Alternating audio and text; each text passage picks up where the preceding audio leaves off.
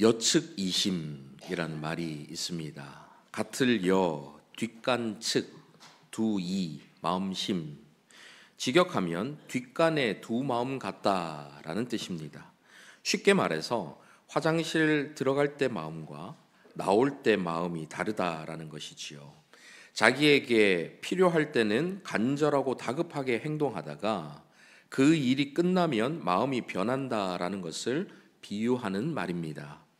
서양에도 이와 유사한 비유의 말이 있다라는 것을 볼 때에 동서고금을 막론하고 많은 사람들에게 동일하게 적용할 수 있는 모습이라는 것을 알 수가 있습니다. 우리 주변에도 이런 사람들 흔히 볼 수 있지 않습니까? 주변 탓할 것 없이 저 자신만 봐도 이런 모습이 종종 나타나는 것을 봅니다.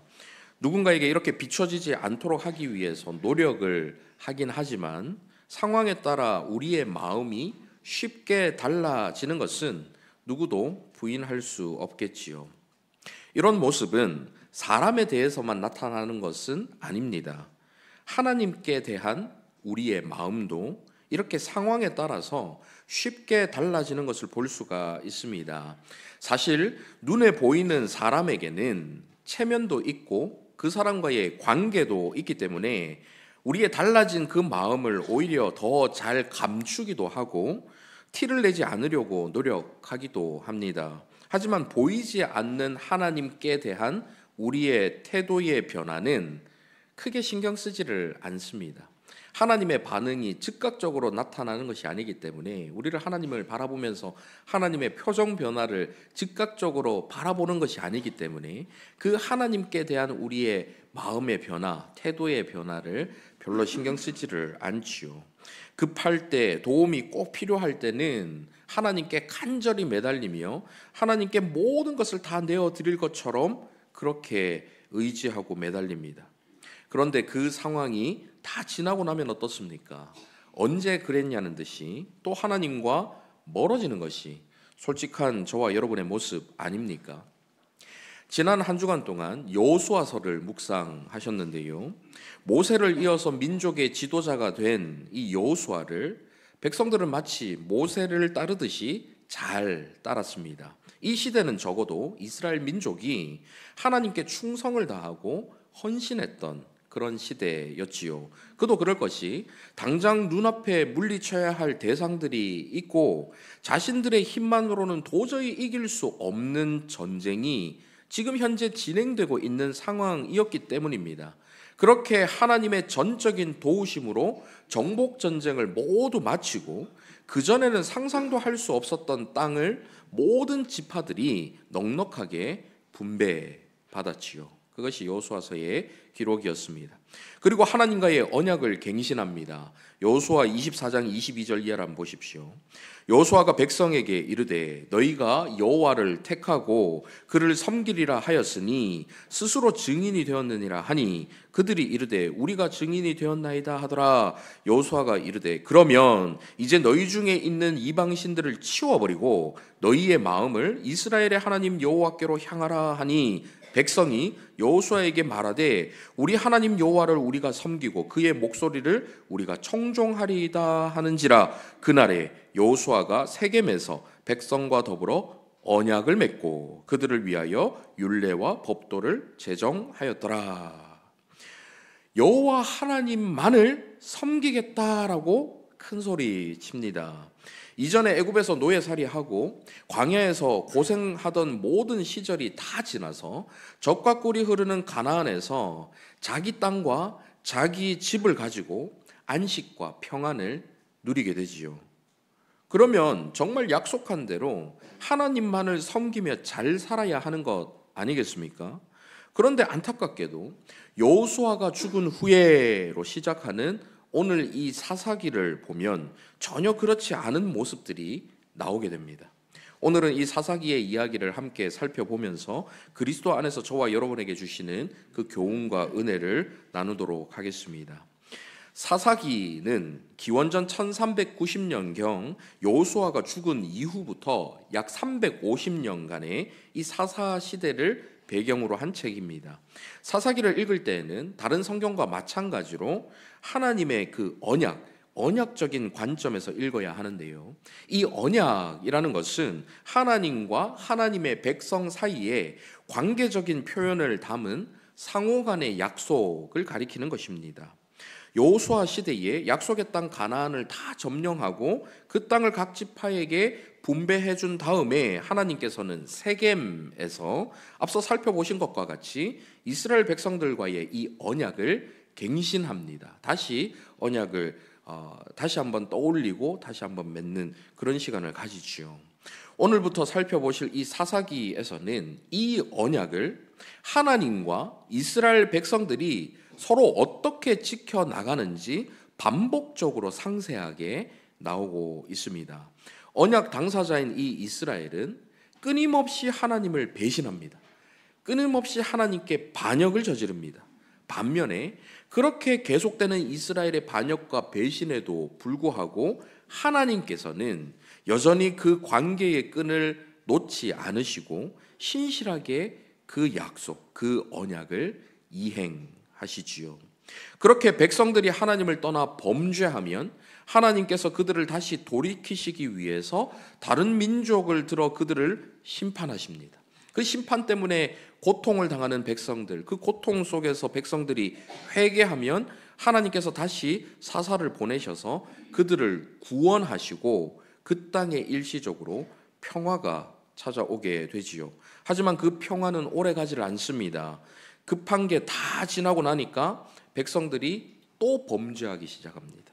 그러면 또다시 심판이 임하고 회개하고 구원하고 평화가 오는 이 사이클이 계속해서 반복되는 역사가 사사기 전반에 걸쳐서 나타나고 있는 것이죠. 하나님께서는 오래전부터 약속하신 대로 가나안 땅을 선물로 주셨습니다. 이스라엘 백성들은 여호수아가 죽은 후에 각 지파별로 분배받은 그 땅을 점령하는 정복 전쟁을 계속해서 시도합니다. 그러면서 그 땅에 거주하던 그 거민들, 가나안 거민들을 다 쫓아내기 위한 정복 전쟁을 하지요. 사실 그들은 가나안의 주요 거점을 정복해서 차지하고 정착하며 살아가고 있었지만 아직은 가나안 그 땅을 완전하게 다 차지하지는 못하고 있었습니다. 사사기 1장 1절을 한번 보십시오. 여호수아가 죽은 후에 이스라엘 자손이 여호와께 여쭈어 이르되 우리 가운데 누가 먼저 올라가서 가나안 족속과 싸우리까? 여호수아가 죽은 후 이스라엘 자손이 하나님께 전쟁에 관해서 질문을 하고 있습니다. 여기서 우리 가운데라는 표현은 우리를 위해라고도 번역할 수가 있지요. 자신들이 어떻게 행동해야 할지에 대해서 하나님께 여쭈어보는 것입니다. 근데 거기까지는 참 좋은데 지도자의 부재에 대한 불안감이 묻어나오는 질문입니다. 우리를 위해서 누가 그 땅으로 올라가서 가나안 족속과 싸우겠습니까? 사실 지난주 살펴보신 것처럼 모세 때와 마찬가지로 여호수아가 죽었지 하나님께서 그들을 떠나신 게 아닙니다. 살아계신 하나님께서 그들을 여전히 다스리고 계셨지만 사사시대의 이스라엘 백성들은 그 하나님을 진정한 지도자로, 진정한 왕으로 인정하지 않았습니다. 그래서 사사기 전반에 걸쳐서 가장 중요한 구절을 꼽으라 하면 오늘 본문으로 읽으신 이 마지막 구절을 들 수가 있을 것입니다. 그때에 이스라엘에 왕이 없으므로 사람이 각기 자기의 소견에 옳은 대로 행하였더라. 이스라엘 백성들의 반복되는 범죄는 바로 왕이신 하나님의 그 왕 되심을 인정하지 않았기 때문이다라는 사실을 보여주고 있고 이것이 사사기의 핵심 주제다라는 것을 알 수가 있는 것이죠. 하나님께서 예수 그리스도의 십자가를 믿는 저와 여러분을 하나님 나라의 거룩한 백성으로 삼아 주셨습니다. 하나님께서 이스라엘 백성에게 가나안 땅을 이미 선물로 주셔서 그 땅을 취하게 하신 것처럼 예수 그리스도의 십자가를 믿는 저와 여러분에게도 하나님의 그 나라를 이미 선물로 주셔서 그 나라의 백성으로 살아갈 수 있도록 하셨지요. 우리는 먼저 이 사실을 항상 마음에 두고 살아가야만 합니다. 비록 우리의 발은 이 땅을 딛고 살아가지만 저와 여러분을 구원하신 그리스도로 말미암아 영원 불변하는 하나님의 나라의 백성으로 왕이신 하나님의 다스리심 가운데에 살아간다라는 이 사실을 여러분 꼭 기억하시기를 바랍니다. 이와 동시에 기억해야 할 또 다른 중요한 관점이 있는데요. 그것은 우리는 그리스도를 영접하는 순간 이미 영원한 가나안 곧 천국을 우리 가운데 소유하게 되었는데, 하지만 아직은 그 천국을 완전히 소유한 것은 아니다라는 것입니다. 예수 그리스도로 인하여서 이 땅에서 천국의 기쁨을 이미 누릴 수 있게 되었지만 아직은 여전히 이 땅의 죄의 영향을 함께 받으며 살아가고 있는 것이지요. 특별히 우리의 대적 사탄은 계속해서 저와 여러분이 하나님 나라에서 하나님 나라의 기쁨을 누리며 하나님 나라의 그 참된 안식과 평안을 누리지 못하도록, 그렇게 살아가지 못하도록 하고 이 땅의 나라, 이 땅의 현실, 눈에 보이는 상황에 집중하도록 유혹을 합니다. 가나안 땅을 얻었지만 그 땅에 타락한 사람들을 완전히 몰아내는 전쟁을 끝까지 감당해야 했던 이스라엘 백성들처럼 저와 여러분도 영원한 천국을 완전하게 소유하기까지 사탄의 세력과 영적인 전쟁을 이어나가야 하는 것이지요. 다시 사사기로 돌아와서요. 지난주 살펴보신 이 여호수아서에서 갈렙이 믿음의 고백을 하는 것을 보았습니다. 이 산지를 내게 주소서. 크고 강한 아낙 자손들이 살아가고 있는 그 험지, 누구도 쉽게 점령하고 싶어하지 않고 점령하지 어려웠던 그 험지를 믿음으로 구하고 정복하는 모습을 보았지요. 사사기 1장에서 그 모습이 반복적으로 나타나는데요. 갈렙은 그 땅을 점령하는 자에게 자신의 딸 악사를 아내로 주겠다라고 말합니다. 갈렙이 이렇게 약속한 것은 고대의 포상 관습을 따른 것이긴 하지만 보다 근본적으로는 신앙의 용사, 믿음이 있는 용사를 사위로 맞이하려 하고 싶어하는 그의 속내가 담겨 있었던 것입니다.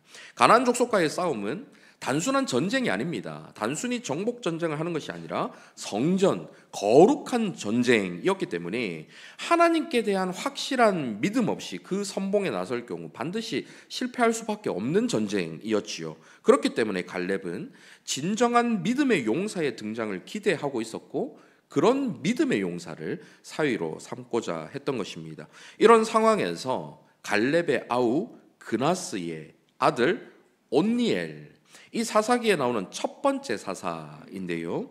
그가 그 땅을 점령하게 되고 갈렙은 그에게 자신의 딸을 아내로 줍니다. 갈렙을 하나님께서 약속하신 땅인 것을 믿고 나아가 싸우는 이 온니엘 첫 번째 사사에게 자신의 딸과 함께 밭과 샘의 이 풍성한 복을 함께 부어주고 있지요. 이렇게 하나님을 신뢰하고 의지해서 믿음으로 하나님의 복을 누리는 사람들이 있었습니다. 반대로 또 다른 부류의 사람들이 있습니다. 사사기 1장 19절 한번 보십시오. 함께 읽어보실까요? 19절 시작. 여호와께서 유다와 함께 계셨으므로 그가 산지 주민을 쫓아내었으나 골짜기의 주민들은 철병거가 있으므로 그들을 쫓아내지 못하였으며, 여호와께서 유다와 함께 계셨으므로 그가 산지 주민을 쫓아내었다. 분명 하나님께서 함께 하시는데 그럼에도 불구하고 그들은 골짜기의 주민들이 철병거를 가지고 있으니까 눈에 보이는 그 철병거 때문에 두려워서 그들을 쫓아내지를 못합니다. 앞서서 분명히 여호와께서 함께 하셔서 그 산지의 주민을 쫓아내었다라고 했는데 여호와께서 함께 하고 계신데도 불구하고 그들은 눈앞에 있는 철병거가 두려워지는 거예요. 베냐민 자손도 예루살렘에 거주하는 여부수 족속을 쫓아내지 못하고 있습니다. 그래서 이방 민족인 여부수 족속이 베냐민 자손과 함께 거주하게 되지요. 1장 21절 한번 보십시오. 베냐민 자손은 예루살렘에 거주하는 여부수 족속을 쫓아내지 못하였으므로 여부수 족속이 베냐민 자손과 함께 오늘까지 예루살렘에 거주하니라 라고 나옵니다. 여기서 거주하니라 라는 말은 1차적으로 머무르다, 정착하다라는 의미이지만 이 단어에는 엎드리다라는 뜻도 함께 담겨 있습니다. 이것은 베냐민 지파가 여부수 족속과 장기간 함께 살아가면서 점차 그들에게 굴복을 당하고 그들에게 괴롭힘을 당하는 입장에 처하게 되었다라는 것을 암시하고 있는 것이죠. 하나님의 말씀대로 끝까지 싸워서 이 이방 족속들을 모두 몰아내야 하는 이스라엘이었지만 보이지 않는 하나님을 신뢰하기보다는 눈에 보이는 철병거를 두려워해서 이 약속의 땅에서 악한 이방 족속과 함께 거주하게 된 것입니다.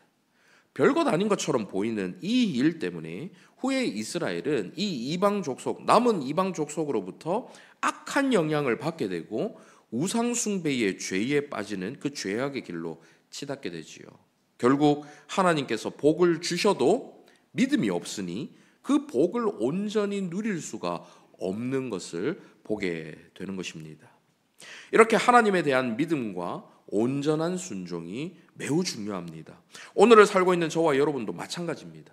하나님께서는 예수 그리스도 안에서 하늘에 속한 복을 이미 저와 여러분에게 모두 허락해 주셨습니다. 하나님께서 젖과 꿀이 흐르는 가나안 땅의 복을 이스라엘에게 이미 주신 것처럼 영원히 배고프지도 목마르지도 않게 하는 생명의 떡이고 흘러넘치는 생수의 강이신 예수 그리스도의 복을 저와 여러분에게 이미 주셨습니다. 예수 그리스도를 믿는 믿음 안에서 살아갈 때에 우리는 종말에 임할 이 하나님 나라의 복을 이 땅에서 미리 누리게 되는 것입니다. 십자가를 통해 모든 죄에서 자유롭게 되었을 뿐만 아니라 온갖 위험과 두려움과 염려에서 해방되어 그 모든 상황과 환경을 뛰어넘는 하나님의 평강이 저와 여러분의 마음과 생각을 지키시는 그 은혜를 이미 누릴 수 있게 되었습니다. 그럼에도 불구하고 누리질 못하는 거예요. 그것을 믿음으로 붙잡지 못하기 때문에 이미 저와 여러분에게 주어진 그 복을 누리지를 못하는 것입니다. 하나님께서 이미 그 땅을 주셨음에도 불구하고 하나님의 말씀을 온전히 신뢰하지 못하고 온전히 순종하지 못했던 이스라엘 민족들이 그 가나안 주민, 남은 주민들 때문에 괴롭힘을 당하듯이 저와 여러분에게 이미 주어진 그 복을 저와 여러분이 온전히 누리지를 못하는 것입니다. 동시에 우리는 십자가를 통해서 승리하신 주님이 함께 하심을 믿으며 담대하게 죄와 싸워 나갈 수 있게 되었습니다. 이전에는 저와 여러분이 죄에 대해서 무능력한 자였습니다. 죄의 노예였지요. 그래서 우리는 죄를 이기려 해도 이길 수가 없었습니다. 죄를 물리칠 수 있는 힘이 우리 안에 없습니다. 지금도 여전히 없습니다. 그런데 지금은 예전과 다릅니다. 우리는 죄의 노예에서 그리스도의 노예로 그리스도의 그 힘을 입어서 죄를 물리칠 수 있는 힘을 얻게 된 것이죠. 이제는 믿음으로 그리스도와 연합되어서 죄가 더 이상 지배할 수 없는 자가 되었습니다. 그런데 이 사실조차도 우리는 믿음으로 받아들이지 못하고 지금도 여전히 죄에 지고 죄에 죽는 죄의 노예처럼 살아가는 경우들이 있습니다. 죄가 다가오면 벌써 겁부터 집어먹고 이렇게 죄를 멀리하지 못하는 모습들을 우리 가운데 보일 때가 많이 있지요. 하지만 우리는 더 이상 죄에 대해서 무능력한 자가 아닙니다. 무능한 자가 아니에요. 비록 아직까지는 우리 안에 죄를 물리칠 수 있는 힘이 우리 가운데는 없지만 우리와 함께 하시는 예수 그리스도로 인해서 우리는 죄를 이길 수 있는 힘을 이미 얻었습니다. 이러한 사실을 믿으며 담대하게 살아가는 자에게는 하나님의 복을 누릴 수 있는 특권이 주어지지요. 하지만 이를 믿지 않고 눈에 보이는 돈을, 눈에 보이는 사람을, 권력을 의지하거나 그것들이 두려워서 그것들에 끌려다닐 때에 우리는 하나님께서 예비하시는 이 넘치는 복을 온전하게 누릴 수가 없습니다. 비록 눈앞에 펼쳐져 있는 현실은 마치 철병거가 진을 치고 있는 듯 우리에게 두려움을 가져다 줄지 모르지만 이미 승리를 우리에게 주신 하나님을 끝까지 신뢰함으로 당당하게 맞서 싸우며 그 승리의 기쁨을 누리시는 저와 여러분 되시기를 바랍니다. 가나안 족속을 모두 몰아내는 것은 비록 힘은 들겠지만 결국 이스라엘 자신들에게 좋은 일입니다. 가장 선하신 하나님께서 저와 여러분에게 요구하시고 명령하시는 것은 그것이 저와 여러분에게 가장 선한 것, 가장 유익한 것을 이루게 하실 것이기 때문이지요.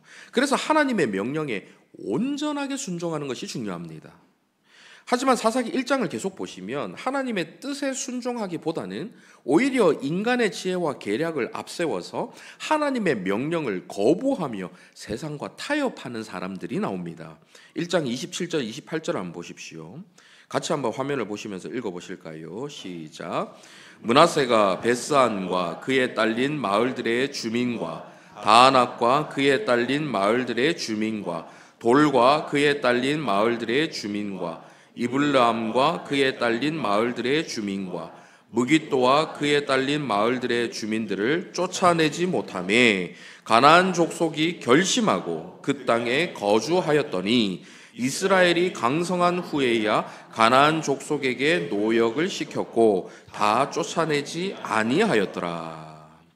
이스라엘이 처음에 가나안 사람을 다 쫓아내지 않은 것은 그들의 힘이 충분히 강하지 못했던 것도 있었지만 하나님의 말씀을 있는 그대로 순종하지 않고 자기들의 지혜를 앞세워서 가나안 족속과 타협하기 시작했기 때문입니다. 그리고 더 나아가서 자신들의 힘이 충분히 강해진 다음에도 가나안 거민을 쫓아내지 않습니다. 그들에게 노역을 시키는 모습을 보이지요. 그들이 강성한 후에야 28절 이스라엘이 강성한 후에야 가나안 족속에게 노역을 시켰고 다 쫓아내지 아니하였더라. 쫓아내지 못했던 게 아니에요. 쫓아내지 않았습니다. 하나님의 명령대로 살기보다는 가나안 땅에 정착해서 보다 평안하게 전쟁 없이 다툼 없이 평화롭게 살기를 원했던 것입니다. 자기들의 방식대로 살기를 원했던 것이죠. 29절 이하에 나오는 다른 지파들도 마찬가지입니다. 가나안 족속들을 쫓아내지 못합니다. 이러한 이스라엘의 불순종의 태도는 이후 이스라엘의 통일과 분열 왕국에 이르기까지 이스라엘 전 역사에 걸쳐서 옆구리의 가시처럼 그들을 괴롭힙니다. 모세와 여호수아를 통해서 예언된 것처럼 가나안 족속들을 남겨놨을 때 그들을 진멸하지 않고 남겨놨을 때 너희 옆구리에 가시가 될 것이다 예언한 그 말씀 그대로 그들이 그들의 가시가 되는 것이죠. 이것으로 인해서 이스라엘 민족은 오랜 시간 고통을 당하며 괴로워해야 했던 것입니다. 그들이 가나안 정복 초기에 하나님 명령에 온전하게 순종해서 가나안 거민 모두를 진멸했더라면 후손들의 이러한 고통과 아픔은 없었을 것입니다. 하나님께 순종하는 것은 대충 흉내만 내고 말아서는 안 됩니다. 이스라엘도 순종을 하긴 했습니다. 정복 전쟁을 했죠. 그 땅을 차지했습니다. 그런데 완전하게 순종하지 않은 거예요. 하나님 말씀에 온전한 순종을 하지 않았던 것입니다. 부모가 아이에게 무슨 일을 시킬 때가 있습니다. 어른의 생각으로 이런저런 여러 가지를 염두에 두면서 A라는 방식으로 하라라고 시킵니다. 하지만 어린아이 입장에서는 자기 생각에 B라는 방식으로 하는 것이 더 합리적으로 보입니다. 그래서 순종은 하기는 하는데 시키는 대로 A라는 방식으로 하는 것이 아니라 자기가 원하는 방식대로 순종을 하지요. 부모가 이미 이 B라는 방식대로 했을 때에 생긴 문제들을 다 생각하고 일부러 A라는 방식을 요구했는데 볼 수 있는 시야가 좁은 어린아이는 결국 자기 방식대로 자기 마음대로 하다가 문제를 만나게 되는 경우가 있습니다. 마찬가지로 하나님의 생각은 우리의 생각보다 훨씬 큽니다. 그래서 우리가 보지 못하는 것들을 보시면서 가장 선한 길로 인도하시는 하나님의 말씀에 온전히 순종하는 것이 그것이 가장 지혜로운 길이고 우리에게 가장 유익한 길인 것입니다. 내 생각대로 불완전한 순종을 하고 세상과 적당하게 타협하며 살아가는 것은 결국 하나님의 능력을 의심하는 불신앙의 태도인 것이지요. 이스라엘은 애굽에서 그들에게 보여주신 하나님의 능력과 광야에서 불기둥과 구름기둥으로 인도하신 하나님의 놀라우신 그 능력을 체험했음에도 불구하고 하나님을 전적으로 신뢰하지 못했습니다. 그러한 불신앙이 하나님의 말씀에 온전히 순종하지 못하는 결과를 갖게 만들었던 것이죠. 사사기 1장에서는 이렇게 사사기 전체에 걸쳐서 나올 내용들에 대한 배경을 설명하고 있습니다. 가나안 땅을 정복하며 그 약속의 땅에서 복을 누리며 살아가야 하는 이스라엘 백성들이 왜 고통과 눈물의 사사시대, 그 어려운 시대를 맞이하게 되었는지 이 1장의 배경을 통해서 우리는 알 수가 있는 것이죠. 그 모든 것들의 원인이 무엇입니까? 자신들의 불순종이에요. 자신들의 불신앙입니다. 그것이 문제를 만들어내는 것입니다. 그것은 그 땅의 참 주인이신 하나님의 말씀에 따라서 그 가나안 거민들을 모두 몰아내고 그들과는 구별되고 거룩하게 살아야 했음에도 그들을 쫓아내지 못하고 이방 우상을 섬기는 그 가나안 거민들과 더불어 살아갔기 때문입니다. 우리는 때로 우리의 생각대로 그 땅에 잘 살고 있는 가나안 거민을 쫓아내는 건 너무 불합리한 것 아닌가, 부당한 것 아닌가, 정의롭지 못한 것 아닌가라고 생각할 수가 있습니다. 하지만 그 땅의 진짜 주인이 누구십니까? 그 땅에 그 사람들이 살기 전에 이미 아브라함과 이삭과 야곱, 그 땅에서 살아가면서 하나님께서 이미 수백 년 전에 약속하셨어요. 그 땅을 너희에게 주겠다. 그런 약속을 신실하게 지키시는 하나님의 약속의 성취이고, 또한 이 세상에 누가 살고 있든 그 모든 땅의 주인은 결국 하나님이십니다. 그래서 하나님께서 그 주인으로서 그 땅을 향해서 명령하시는 그 명령을 철저하게 따르는 것이 당연한 일이지요. 그런 그들에게 여호와의 사자가 나타나셔서 말씀하십니다. 그들은 비록 불순종하고 하나님의 말씀대로 온전한 순종을 하지 않지만 그런 그들에게 여호와의 사자가 일일이 찾아가시면서 말씀을 하세요. 2장 3절 보십시오. 내가 그들을 너희 앞에서 쫓아내지 아니하리니 그들이 너희 옆구리에 가시가 될 것이며 그들의 신들이 너희에게 올무가 되리라 하였노라. 이미 그 전에 예언된 그 말씀을 다시 한번 전해주시는 것입니다. 저는 이 장면을 보면서 여러 가지 생각이 들었습니다. 첫 번째는요, 하나님 참 대단하시다 이런 생각이 들었어요. 제가 만약 신이라면요, 제가 만든 피조물이 말도 안 듣고 막 이런 식으로 하면 저 같으면 굳이 찾아가서 이런 얘기 안 할 것 같습니다. 그냥 밟아 터트려 버리는 것은 너무 과격한 표현이고, 아무튼 없애버리겠죠. 굳이 설명을 하고 협박을 하고 이런 거 뭐하러 합니까? 어쭈 요것 봐라, 니들은 안 되겠다, 다른 애들 데려가서 그냥 내 백성 삼아야지, 그리고 그냥 쓸어버리면 그만 아닙니까? 협박할 필요도 없지요. 다시 찾아갈 필요도 없습니다.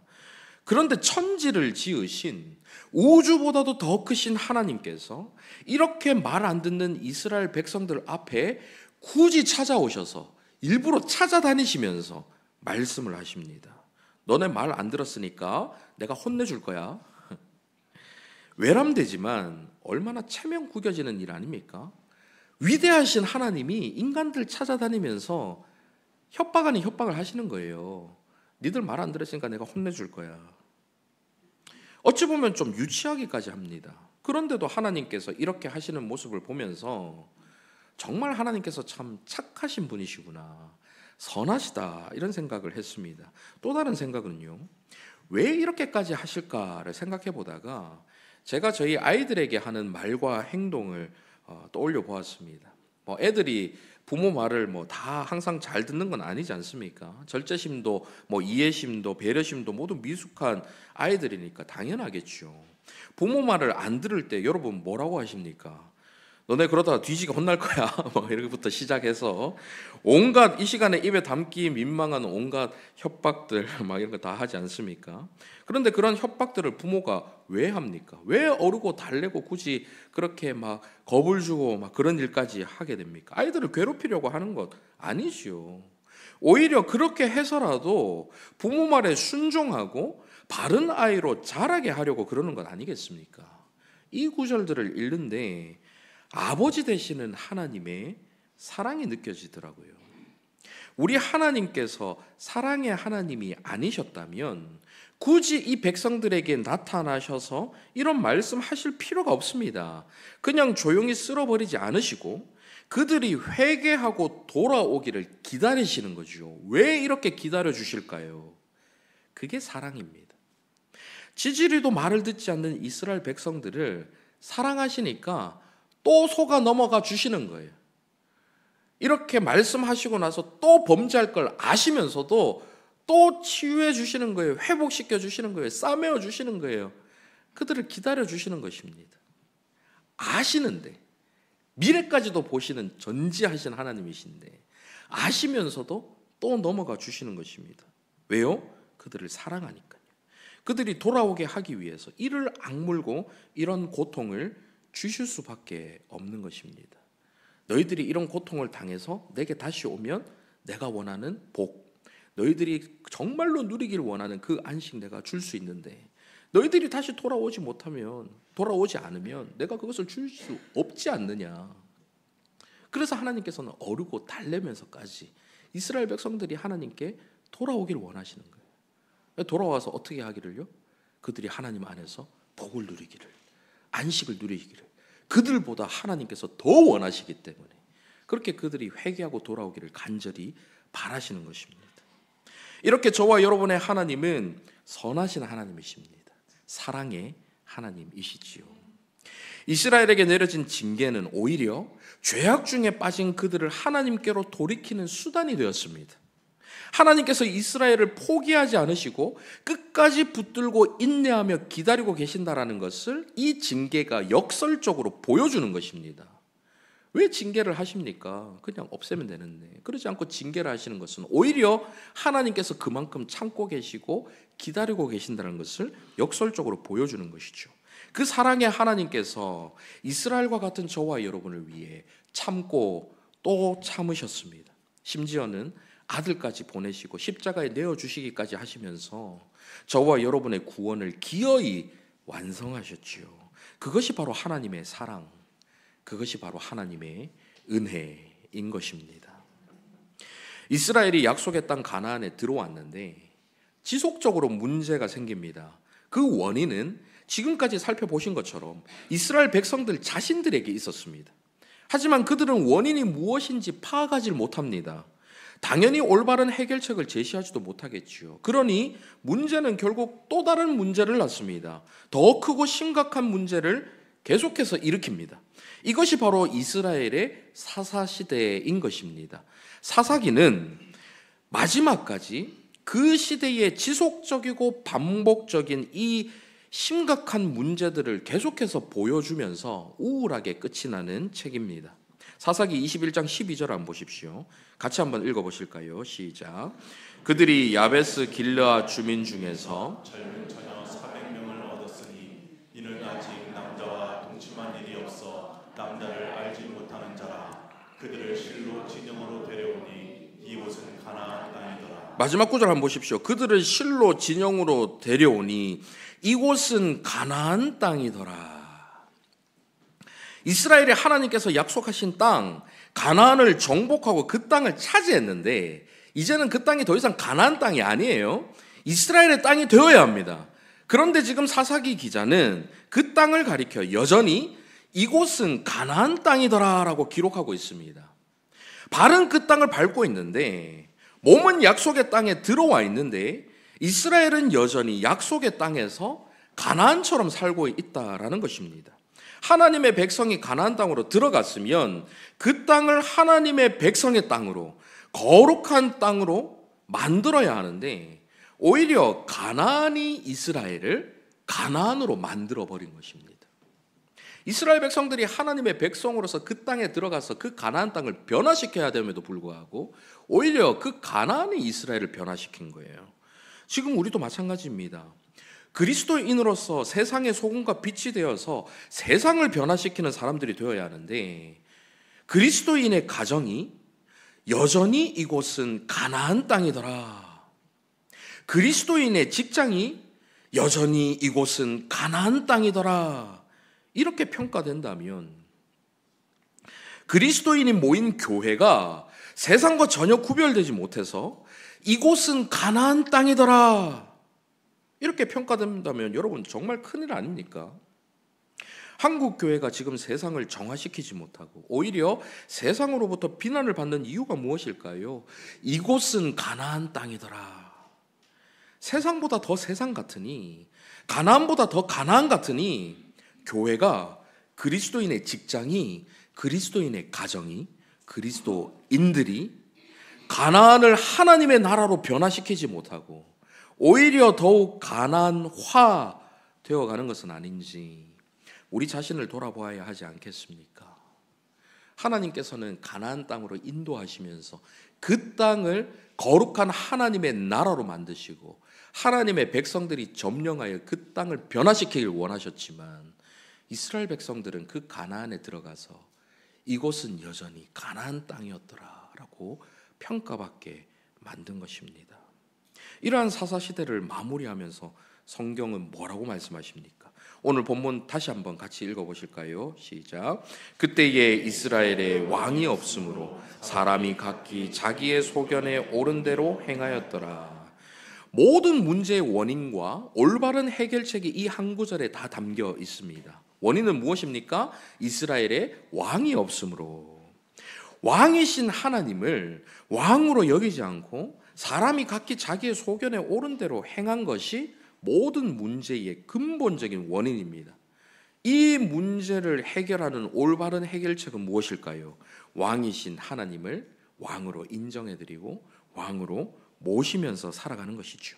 왕이신 하나님께 나아가서 그 왕께 해결책을 구하는 것 아니겠습니까? 그것이 가장 올바른 해결책이 될 수 있을 것입니다.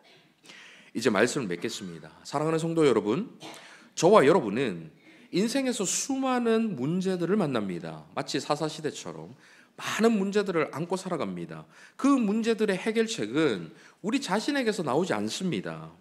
저와 여러분은 그 어떤 사소한 문제라 할지라도 해결할 수 있는 능력이 없습니다.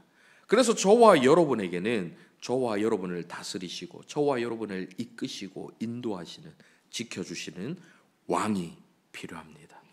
왕이신 하나님께서는 비록 여측이심, 늘 상황에 따라서 마음이 달라지고 하나님께 가까이 갔다가도 또 멀어지는, 시시때때로 변하는 저와 여러분과는 다르게 친히 하신 그 약속을 변함없이 신실하게 지키시는 분이십니다. 그 약속을 지키시기 위해 이 땅에 아들 예수 그리스도를 보내주셔서 그 예수 그리스도를 저와 여러분이 믿고 따를 수 있는 왕으로 세워주신 것이지요.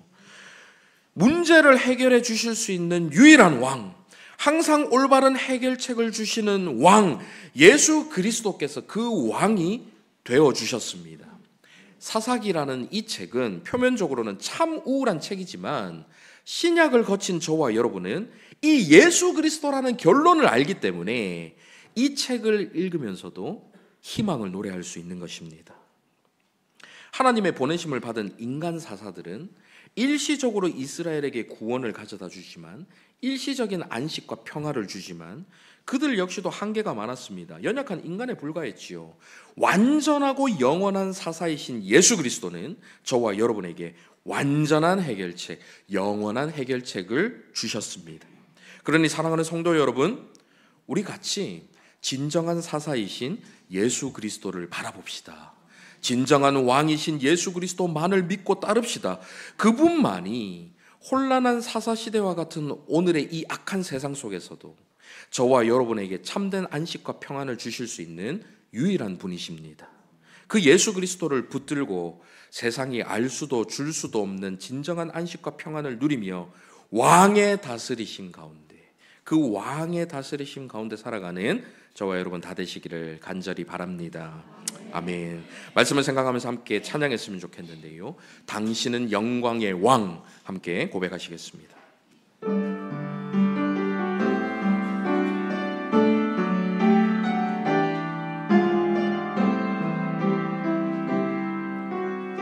당신은 우리의 영광의 왕이십니다. 당신은 영광의 왕, 당신은 평강의 왕, 당신은 하늘과 땅의 주, 당신은 정의의 아들. 천사가 무릎 꿇고 예배하고 찬송하네. 영원한 생명 말씀, 당신은 예수 그리스도 주. 호산나 호산나 다윗의 자손께, 호산나 불러 왕 중의 왕. 높인 하늘의 영광을 예수 저와 여러분의 진심 어린 고백이를 원합니다. 당신은 영광의 왕, 당신은 평강의 왕, 우리의 인생을 다스리시는 왕이십니다. 당신은 하늘과 땅의 주, 당신은 정의의 아들, 왕 되신 주님 앞에 천사가 무릎 꿇고 예배하고 찬송하네. 태초부터 계셨던 말씀, 영원한 생명 말씀, 우리의 왕이신 당신, 그 당신이 누구십니까? 당신은 예수 그리스도 주, 그 주님께 찬양합니다. 호산나 다윗의 자손께 호산나 불러 왕 중의 왕, 높은 하늘의 영광을 예수 주 메시, 주여 우리를 구원하여 주시옵소서. 호산나 호산나 다윗의 자손께 호산나 불러 왕 중의 왕, 높은 하늘의 영광을 예수 주 메시아네. 이 시간 말씀을 생각하며 함께 기도했으면 좋겠는데요, 우리는 이 사사기 내용을 너무 잘 알고 있습니다. 여러 번 들었지요. 주님을 왕으로 모시고 살아가야 한다는 사실 너무 잘 알고 있습니다. 오늘 들으신 이 말씀들, 여러분들 이미 알고 계실 말씀들 많이 있을 거예요. 그런데 이 시간 이 말씀 앞에서 함께 돌아보길 원하는 것은, 우리가 머리로 알고 있는 주님이 왕이십니다 하는 그 고백이 정말로 우리 삶 속에서 실현되고 있는가 하는 것입니다. 정말로 우리는 우리 인생의 왕좌에 주님을 모시고 살아가고 있는지, 주님을 왕으로 모시고 주님의 다스리심 가운데 살아가고 있는지 오늘 말씀 앞에서 돌아보기를 원합니다. 때로는 눈앞에 보이는 철병거 때문에 두려움으로 인해서 주님의 다스리심을 받지 못하고, 때로는 눈앞에 보이는 유혹들 때문에 탐욕으로 인해서 주님의 다스리심을 받기를 거부하고, 때로는 주님의 다스리심이 무엇인지 알지 못해서 그 무지로 인해서 그 다스리심을 받고 싶어도 받지 못하는 그런 경우가 우리의 가운데 있지는 않은지 한번 돌아볼 수 있었으면 좋겠습니다. 말씀을 생각하면서 이 시간 함께 기도하실 때, 주님, 우리 인생의 진정한 왕이신 예수 그리스도를 붙들고 의지하며 예수 그리스도의 다스리심 안에서 살아갈 수 있도록 인도하여 주시옵소서. 우리의 모든 정욕과 이기심을 버리고 오직 주님만을 섬기며 살아갈 수 있도록 인도하여 주시옵소서. 그리하여 우리의 가정이, 우리의 직장이, 우리의 교회가 가나안이 되는 것이 아니라 세상이 거룩한 교회처럼 변할 수 있도록 인도하여 주시옵소서. 함께 기도하며 나가도록 하겠습니다. 살아계신 아버지 하나님, 이곳이 가나안 땅이더라, 여전히 이곳이 가나안 땅이더라, 그렇게 평가되지 않기를 원합니다. 우리의 인생이 여전히 가나안이더라, 우리의 직장이 여전히 가나안 땅이더라, 우리의 가정이, 우리의 교회가 여전히 가나안 땅이더라라는 평가가 우리 가운데 있지 않기를 원합니다. 예수 그리스도를 우리의 왕으로 삼고 그 왕의 다스리심 가운데 각기 소견에 오른 대로 살아가는 것이 아니라 주님의 뜻대로, 주님의 다스리심대로 믿음과 온전한 순종으로 살아가는 저희 모두가 될 수 있도록 인도하여 주시옵소서. 그리하여 우리가 서는 그 땅이, 우리가 밟고 선 그 땅이 거룩한 땅이 되게 하시고 거룩한 나라가 되게 하시고 거룩한 곳이 될 수 있도록 인도하여 주시옵소서. 그것이 우리를 변화시킬 것이 아니라 우리가 그것을 변화시키는 주시옵소서. 거룩하신 아버지 하나님, 우리의 인생을 다스리시는 참된 왕이 누구신지를 늘 생각하며 살아가게 하여 주시옵소서. 우리의 생각, 우리의 탐욕, 우리의 계획들이 우리의 인생을 이끌어가는 것이 아니라 우리 인생의 전부가 되시는 예수 그리스도께서 이끄시는 대로 살아가는 저희 모두가 될 수 있도록 인도하여 주시옵소서. 살아계시고 우리의 왕이 되시는 예수 그리스도의 이름으로 기도하옵나이다. 아멘.